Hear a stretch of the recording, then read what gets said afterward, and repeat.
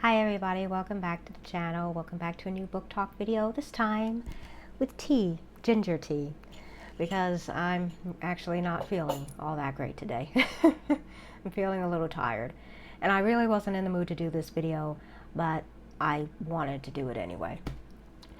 Today we're going to do some witchiness. No, not really. But we are going to be talking about 5 books on Wicca that I picked up from the library. This is the other half, was sort of kind of other half of the library haul that I did, not the previous video, but a couple of videos before that when I did the compare and contrast of the 2 beginner Wicca books.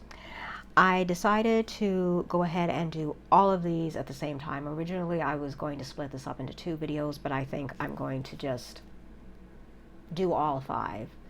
So I have 2 that are introductory books to Wicca.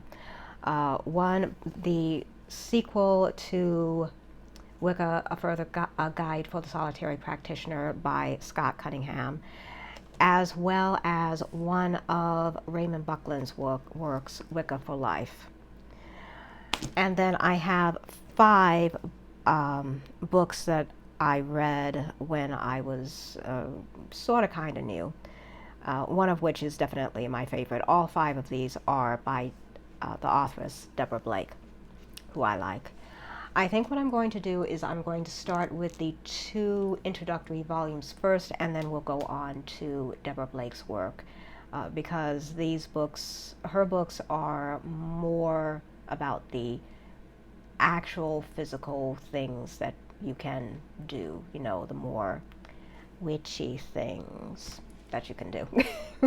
Stereotypically witchy things that you can do. So I'm going to start with the Scott Cunningham book, Living Wicca, A Further Guide for the Solitary Practitioner. This is one of the books, early books that I read when I was starting out in Wicca. This is a continuation of the first book, which I've already done a review of. It picks up right where the first one left off. So this is not, strictly speaking, my advice would be, if you're starting with Scott Cunningham's work, start with the first book first and then go on to the second, because the first book is where you get a lot of the basic terms defined. You're not going to get that in this book. Here's an example of the table of contents. If I can get the light to do exactly what I want, there we go. So it's divided up into sections as well as chapters. Part 1, learning. Part 2 is practice. Part 3, your own tradition. And then it also has a glossary and annotated bibliography and an index at the end. So this book, I found to be helpful as a way to build on basic knowledge. It would still be, at least theoretically, okay if you're not necessarily interested in practicing Wicca, but still want to learn a bit more about what people who do practice Wicca have a tendency to do, as well as what they tend to shy away from. But this is more geared towards people who have decided, based on the basic information given in the first book, yes, this feels like a path that I want to explore. This seems like the path for me. This would be the next book that you would go on to. I also really like that Scott Cunningham brings up prayer, the topic of prayer, because I'm not sure how it is in the New Age / pagan community now, because I don't really keep up with it in the way that I did years ago. But when I was much more heavily involved, the word prayer was kind of seen as a dirty word because everybody, well, not everybody, but a lot of people were coming away from not just Christianity and Catholicism, but organized religion in general. So a lot of people kind of tended to shy away from prayer. Words like meditation, yes. Trance, yes. Shadow work, yes. Prayer, no. No. The only time when I really heard very much prayer, the word prayer mentioned would be when someone was trying to explain exactly what a spell is, a real spell, as opposed to, you know, the fictional Hollywood Harry Potter kind of stuff, what actual spell work is. He also touches on, there's a chapter early in the book about the topic of secrecy, which is something that at some point everyone has to either come to terms with or decide what their stance is on, both in terms of, am I going to be in or out of the broom closet, as we say, as well as who am I going to be out of the broom closet with. Will I be out of the broom closet both online and in real life, or is it just going to be online? A lot of people end up, or at least ended up, just being out online because their physical situation was not very conducive, or was not open to the idea of them being interested in anything other than the religion that usually they were brought up in, or the religion that their extended family or maybe their in-laws practiced. So he touches on that, as well as whether or not it's necessary, or in some cases preferred, that if you do spell work you keep that secret, which is something that everybody has a different stance on, and he gives you some things to consider. Also things such as if I want to do spell work, if I'm actually going to get into some kind of magic, because remember, just because you don't do magic, that doesn't mean you're not Wiccan. Wicca is a religion, magic is something that you physically do. There's a difference. Plenty of people are Wiccan, but they never cast spells. Or if they do, they don't do it on a regular basis. That doesn't mean that they're somehow less Wiccan, or that they have difficulty in their Wiccan faith, or that they don't really believe in magic. Just because you're not physically always doing magic, you know, or throwing rose quartz at every single situation, that doesn't mean that you're not practicing Wicca. So things such as if you are going to get into magic and you are going to cast spells, what do you do if you're feeling drained? What do you do if you're injured? What if you do if you're sick? Should you even consider doing anything when you're in a not a lower vibe state, because some people like to refer to it as being lower vibe. Personally, I don't. If your energy levels are just not what they normally would be, or even if you're feeling depressed, you know, if you're just having a bad day, should I bring that energy into the space, or should I focus on something else? Should I just take time out to be quiet, center myself, and do something else? So he goes into real world, everyday life kind of questions that sooner or later you're going to have to ask yourself. He also touches on self-initiation. Initiation is different from dedication. Let's see, what else? And then also the section on practice. Part 2 is the section on practice. And in this section, you get more information on prayer, the types of prayer, his opinions on the nature of prayer. You get some examples of form prayers that you can use. So if you wanted to include some of this in your practice, or just experiment with it, you can. It's nice to have a jumping off point. I do like that he gives a jumping off point for things that you can try, things that you could make your own. You don't have to stick with just what he wrote. You can change it. He has like the Wiccan version of saying grace before meals. or after meals. Some people say it after meals, even if they're not Wiccan. I've heard of people saying grace after meals, just like typically you think of doing it before, but I've heard of people doing it after too. And then also the importance of giving offerings, giving thanks, simple Wiccan rites, invoking the god and goddess, asking for aid, giving thanks again. He does not go into things such as the basic definition of what a tool is, what a circle is, things that he already went into in the first book. What the nuts and bolts of what Wiccans believe, what they don't believe, generally. I mean, you're going to find varieties. You're going to find diversity within the Wiccan community as far as thought processes, diversity of thought, which is in many cases more important than pretty much anything else. It's really the only thing that matters in many cases is diversity of thought, because then you can put all your ideas together and come up with something new. So he then goes into one of my personal favorite sections of this book is the section on creating, in a sense, creating your own tradition. Not tradition as in you're going to start a coven, but tradition meaning working out, at least in the beginning, what you want to achieve, what you want to explore.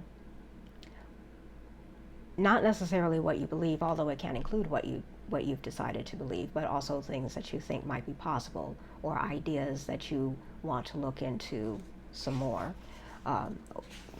Whether or not you're going to get involved in, and I don't mean this in a derogatory sense, the more stereotypical things that are commonly associated, not necessarily with Wicca specifically, but with witchcraft and paganism in general, or neo-paganism in general, such as making an altar, having a wand, having an athame, having a chalice, dressing in a particular way when you're at your altar, whether or not you're going to veil. I can't quite recall if he even brings up veiling, but yeah, he does kind of in a way, because some Wiccans decide to do the cloak, the hooded cloak.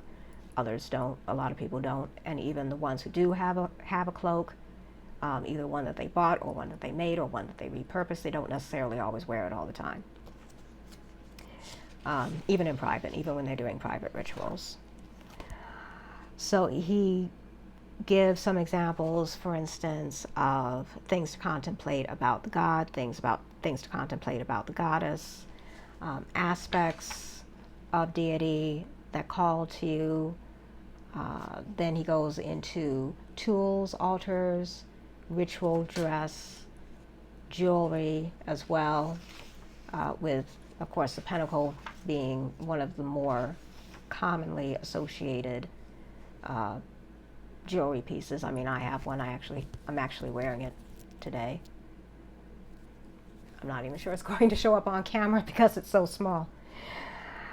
And then if you wanted to design a ritual, he gives some basic tips for that, like a basic formula for that, things to consider. He does go into things such as hand fasting, which, if you don't know what that is, it's commonly seen as the Wiccan version of a wedding ceremony. It's used as a wedding ceremony, but historically it was used in a lot of other ways too. It was like a physical way of joining a pact they did it exactly as it sounds. They would put their hands together and tie a cord around their hands. Ways to welcome a new child into the world, death ceremony. So there are a lot of good pieces of information in this book that is presented in more bite-sized excerpts, for lack of a better way of putting it. It's a book that I would recommend being one of the early ones that you read. It doesn't necessarily have to be the first. I would say that there is something to be said for reading the first book first and then going on to this, because if you start with this and you don't know anything or very much, some of it could probably become a bit confusing. Take a sip.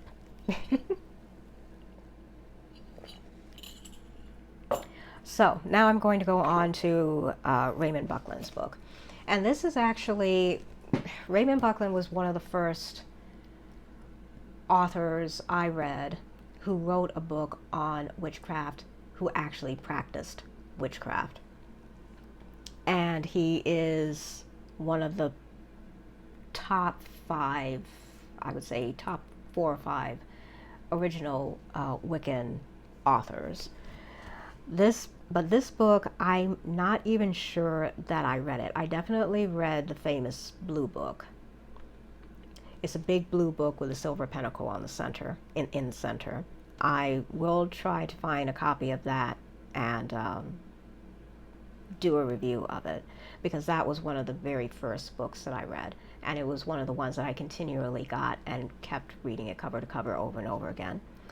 But this one, I don't even know that I've heard of it. It's called Wicca for Life, The Way of the Craft from Birth to Summerland. In other words, death. Summerland is the term for, I suppose you could say, the Wiccan version of heaven. It's not actually heaven, in my own personal belief, it's not actually heaven, but I personally do believe that the Summerlands exist.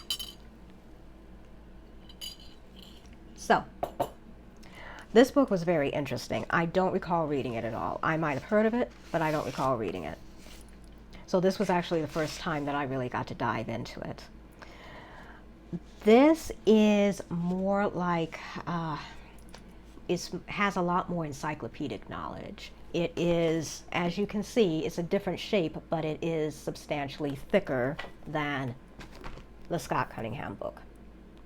This is a bite-sized piece. This is a lot more bulky. It's a lot bulkier. This goes into everything from more of an academic look at the history of witchcraft and paganism, as well as Wicca, to what modern day neo-pagans and Wiccans tend to believe, the different practices that and concepts that even if they're not concepts that are accepted or followed or practiced by all Wiccans, they are ideas that all Wiccans are familiar with. So this is an example of the table of contents. Again, you have sections and you get a brief list of what each section talks about. So you get things like, let's go back to the beginning. What is witchcraft? He goes a lot more into witchcraft specifically, as well as the Wiccan religion in general. Initiation, doing it in the family, witchcraft in the office. This is a lot more about Wicca in everyday life, in a sense, as well as physical things that you could do in everyday life. So he has some, basic drawings, examples of, like this was an example of a cave painting here. This is in the very first chapter on one of the first pages. He tends to go into more history, but he also has a lot of practical information. Now, I also want to preface this by saying I do not agree with every single word that Raymond Buckland says. I don't agree with every single word that any of these authors or authoresses say. They're completely entitled to their opinions. I'm not hating on them. I find a lot of valuable information in all of them. I personally, though, I have to preface this by saying I don't necessarily endorse everything that they're saying. I also do not agree with everything that Raymond Buckland says, particularly when it comes to the more, shall we say, adult topics. This is definitely not a book that I would recommend for somebody underage, because he does touch on those topics. Do I think it's bad that he did? No, because I think if you're going to go into something like this, sooner or later you have to discuss certain adult topics. I think that he discussed it in a decent way. I just don't necessarily agree with what he says. That's not to say that I think we should penalize people who practice certain things, but it's not something that I would get involved in, and it's not something that, if I were writing this book, I would have gone on a completely different approach, and I would have brought other thoughts and other perspectives to light.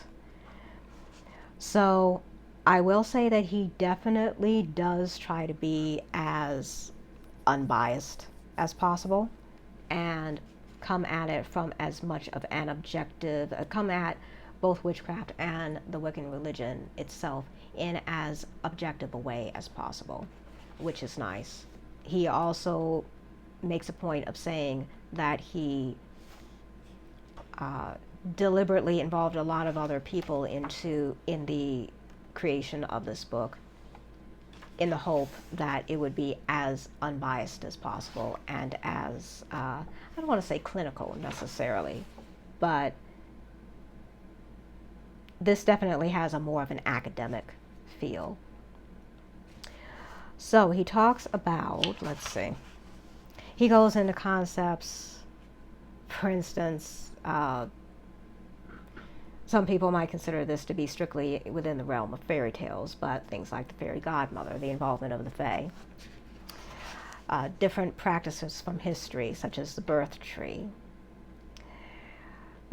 In the section Witchcraft with Siblings, if you have a family and the family is getting involved in Wicca as well as witchcraft, ways that you can bring the younger generation into it or expose them in a safe way to it if they're interested.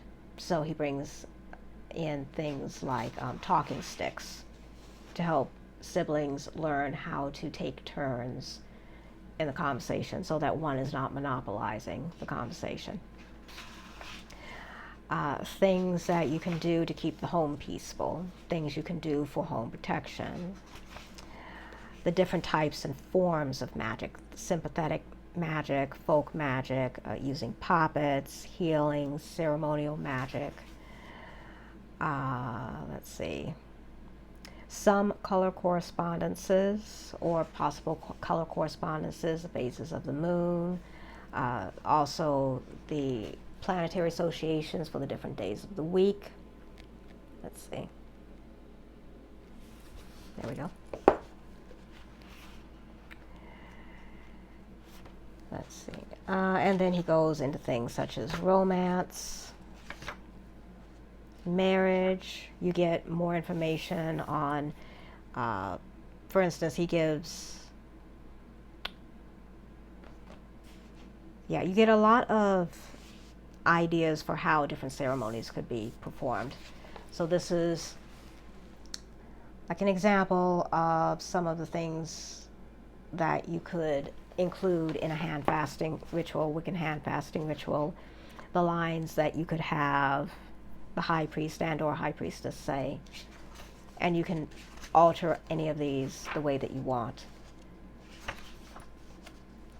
Also plants, animals, pets, things that you can do to soothe a pet in the home,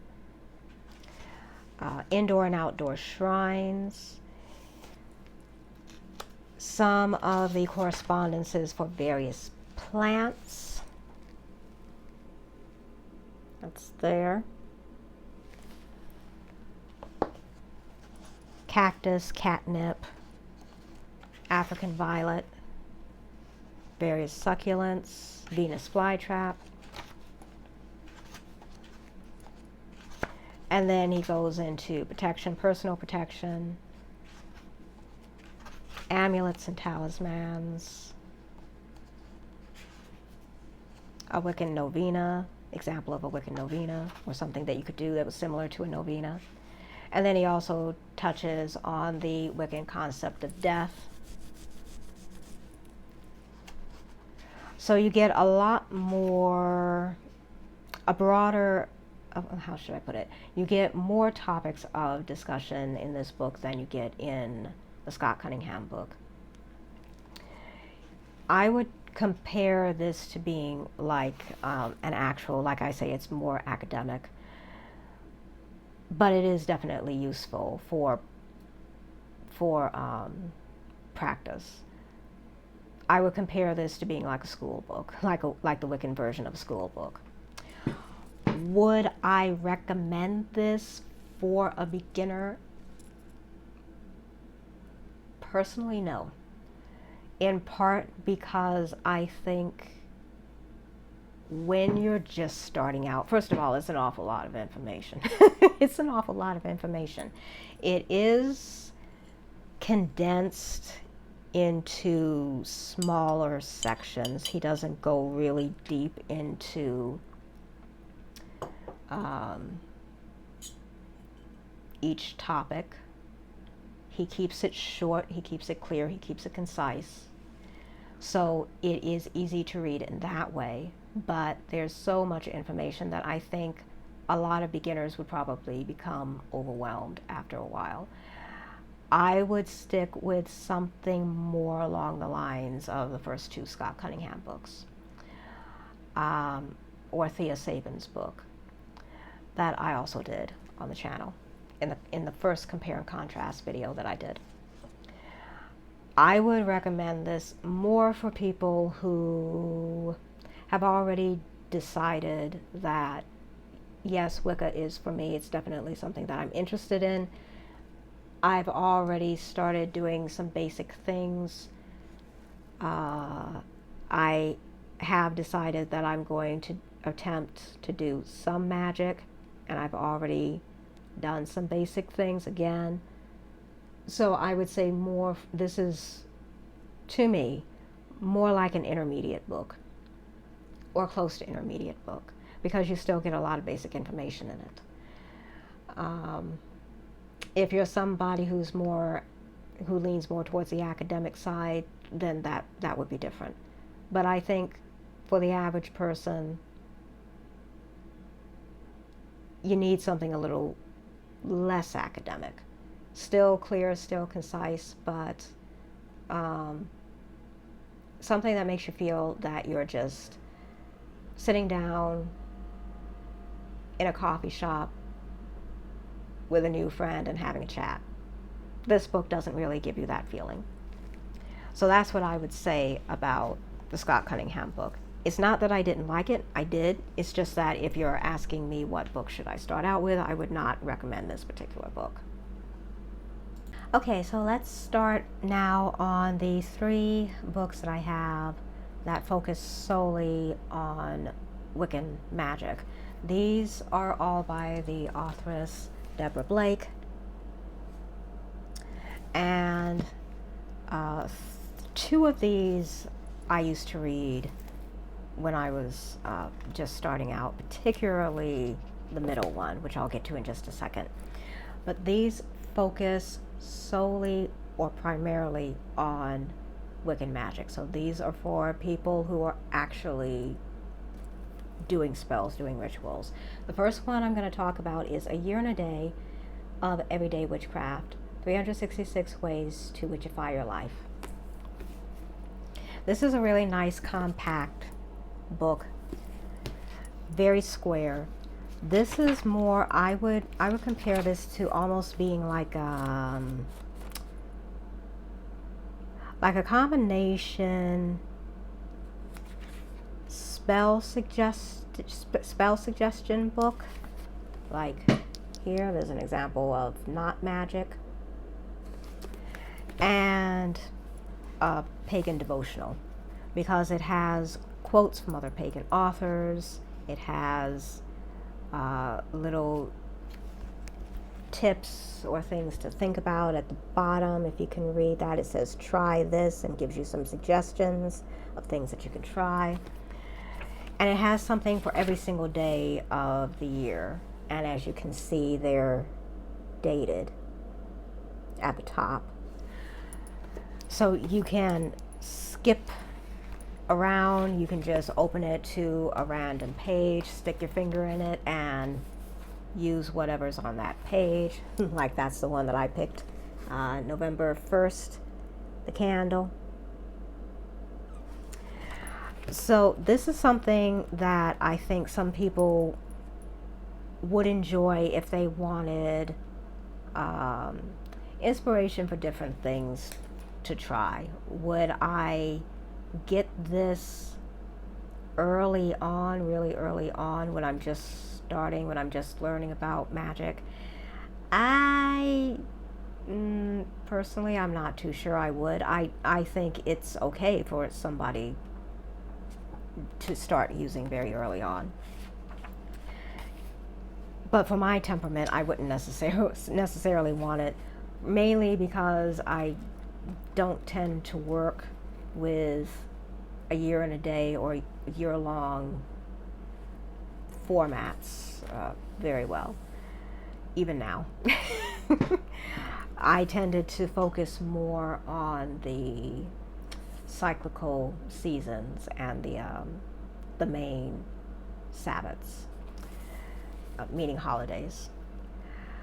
But this could be a quick, fun, easy way for you to get new inspiration, have ideas about things that you might like to try, ideas for spells or maybe even poems if you're poetic like me, that you might like to write, different topics. I mean, you could really use this book in pretty much any way that you wanted.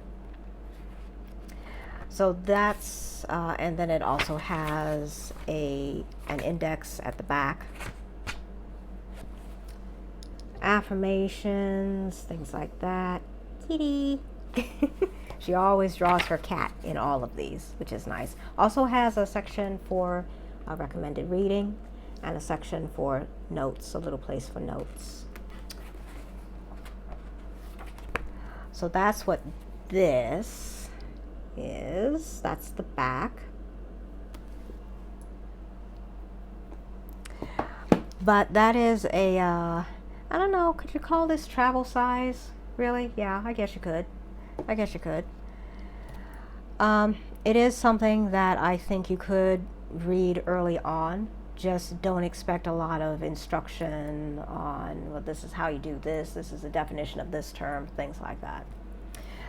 My personal favorite, and this is one that I read constantly, and this might actually be the exact same copy. In fact, I think it is the same copy that I read from the library, is her book, Witchcraft on a Shoestring, Practicing the Craft Without Breaking Your Budget.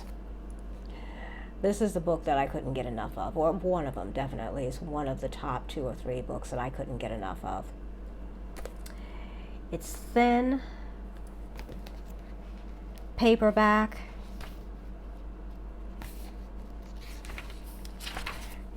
and it has a table of contents. You know me, I love me a table of contents. So these are about, this particular book is full of recipes. This is not just about spells. This is about recipes, food recipes, recipes for drinks. If I recall correctly, she has a recipe for soft mead, soft meaning non-alcoholic.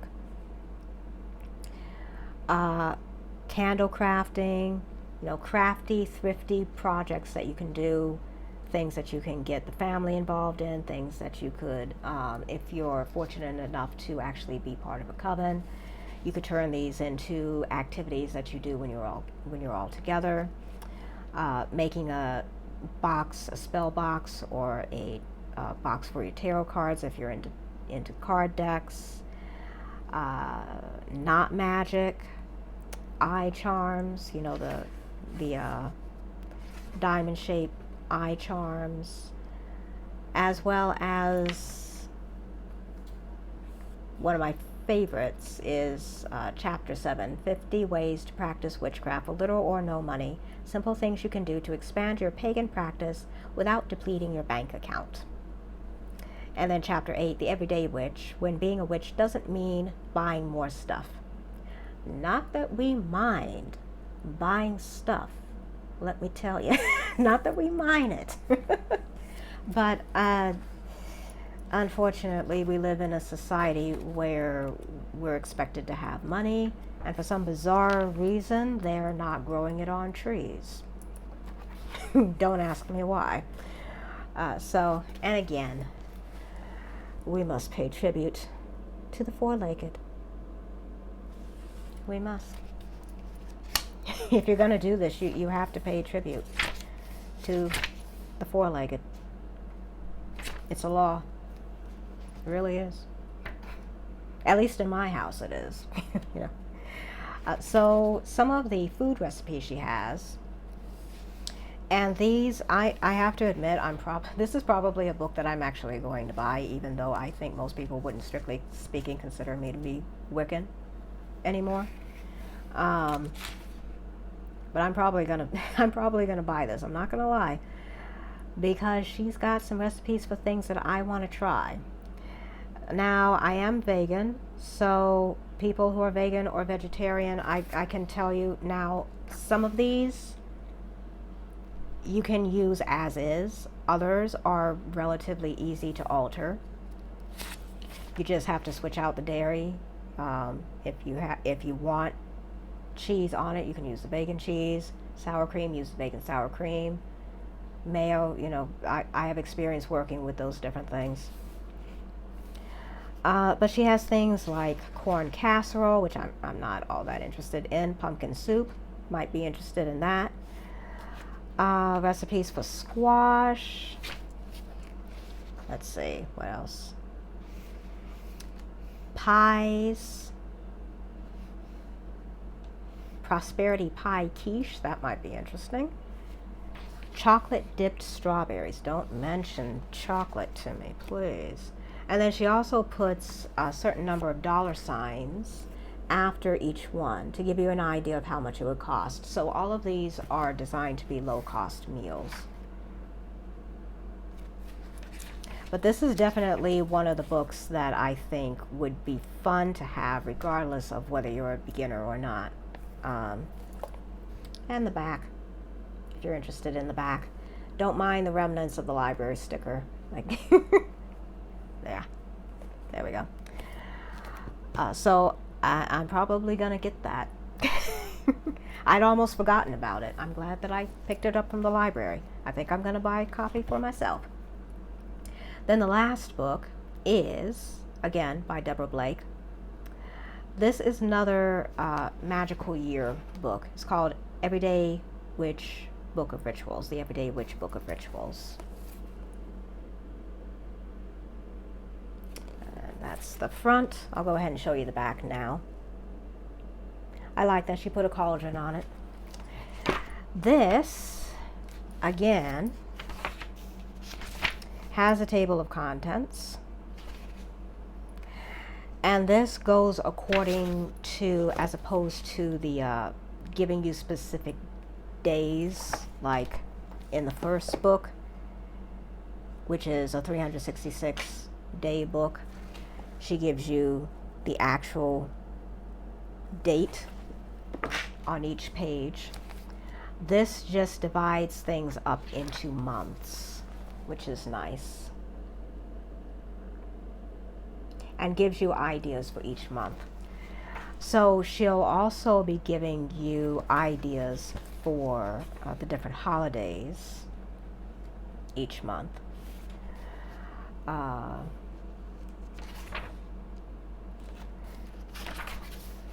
So she gives you spell ideas. For instance, May, opening to love.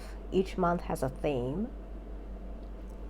And then you also get bonus tips from her kitty cat.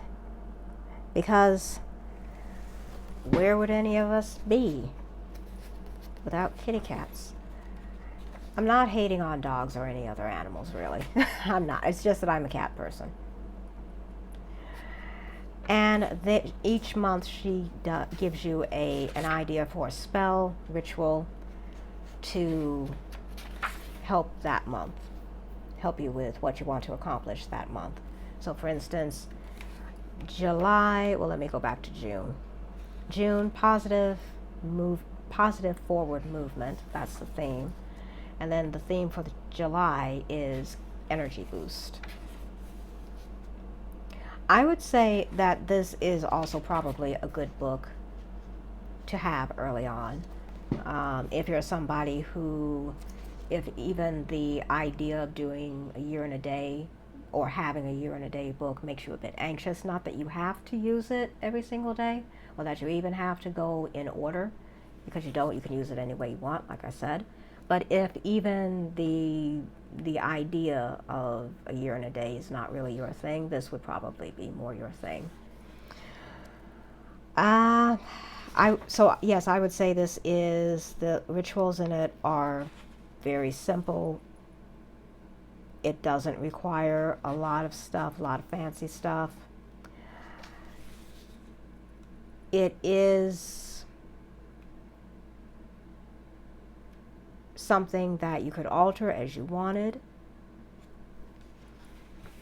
It goes just according to the month, so you could just look up the topics, and if you feel that you need something in particular and it's not really for the month that you're in, it doesn't matter. You can still use it. She also has suggested books. Pretty much all of these do, which is nice, so you can get an idea of some other things that you might like to look into. Not necessarily all of these are strictly speaking about Wicca. Some of these are more reference books, if I recall correctly, because I was focusing more on what she was writing in here. But I'm probably going to do a review of a few of her other books, because I do like the way that Deborah Blake writes. Deborah Blake is another writer who, if you want to have the feel of, you know, your witchy friend at a coffee shop chit-chatting, Deborah Blake will definitely give you that feeling, as will her cat. Her cat's name is Magic, who I hope is still with us, but these are older books, so might not be with us. But at least not physically, but in spirit. So, one more sip. Getting a little cold, but it's still good. So, that is that. That's all 5 books. I think this is one of the longest book talk videos I've done so far, which is okay. I don't mind. I don't mind. And I'm feeling better than I was at the start of it. So thank you for cheering me up. Thank you for joining me. And if you do decide to read any of these books, if I can talk, let me know. Or if you have read them, let me know what you thought of them. Let me know if you connected with them, or if you felt like they weren't really for you. If you have your own reviews of these books, you can let me know. Maybe I'll check them out. If you have any other book recommendations, either in this category or any of the others, go ahead and comment down below. Let me know what they are, and who knows, maybe I'll check them out and feature them on the channel. I have an awful lot of other stuff that I'm going to be bringing to the channel too, as you might have already started to see. So I will see you next time. I'm going to be doing a spiritual tag video, because a lot of people, well, actually not a lot of people, but I was feeling prompted to do something completely different, and I felt that it was time to do a new tag something fresh, something new. So I'm going to be doing a spiritual tag video that I'm still preparing. It's turning out to be a much bigger ordeal than I thought it was going to be. Interesting. So that'll be coming up. Not sure exactly when. I have the writing blog up, which I think I'm probably going to stop phone. I should have turned that off, sorry. Which I think I'm probably going to put up after this. We'll see. By the time you've seen this, you'll already know which order I decided to do it in. So everybody have a good day. Have a magical day. Make it a good day. That's what I always tell myself. I'm going to make it a good day, regardless of how it goes. And I will see you next time. Toodaloo.